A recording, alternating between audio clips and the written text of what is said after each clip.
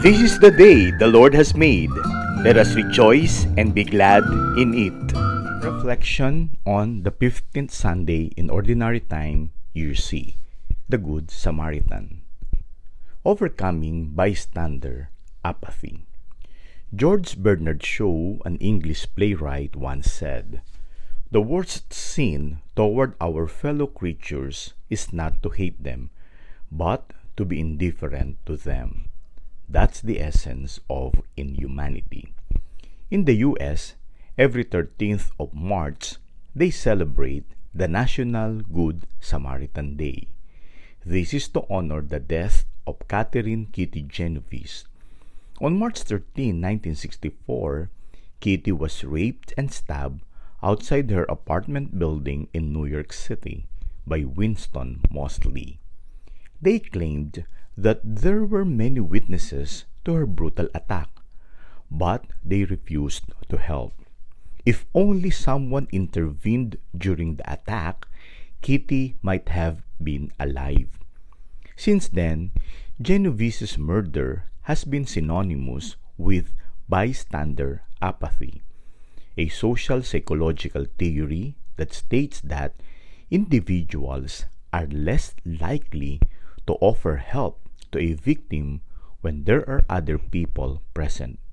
In other words, these are people who look the other way when trouble happened.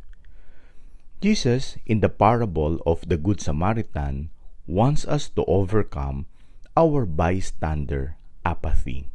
He narrates, "A man fell victim to robbers. He was stripped, beaten, and left half dead. A priest happened to be going down the road, but when he saw him, he passed by on the opposite side. Likewise, when a Levite saw him, he did the same. But a Samaritan traveler who came upon him was moved with compassion at the sight. He approached the victim, poured oil and wine over his wounds, and bandaged them. He took him in an inn and cared for him."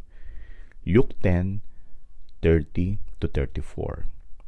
What are the inspirations we can get from the Good Samaritan? First, don't close your eyes to the needy.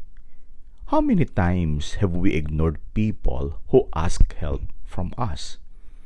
As the Samaritan was moved with compassion at the sight, we too should open our eyes to see those who are in need.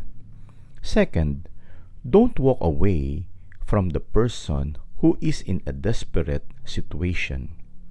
A priest happened to be going down the road, but when he saw him, he passed by on the opposite side. Sometimes we avoid people when they are in trouble because we don't want to be bothered or inconvenienced. Third, do whatever you can. The Samaritan approached the victim, poured oil and wine over his wounds, and bandaged them.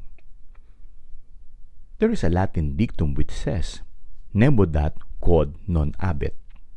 We cannot give what we do not have. But remember, nobody is too poor that he has nothing to give. From our meager resources, if we'll only be generous enough, there is always something we can do and we can give. Pope Francis, in his encyclical Fratelli Tutti, said, "Each day we have to decide whether to be good Samaritans or indifferent bystanders." What would you rather be?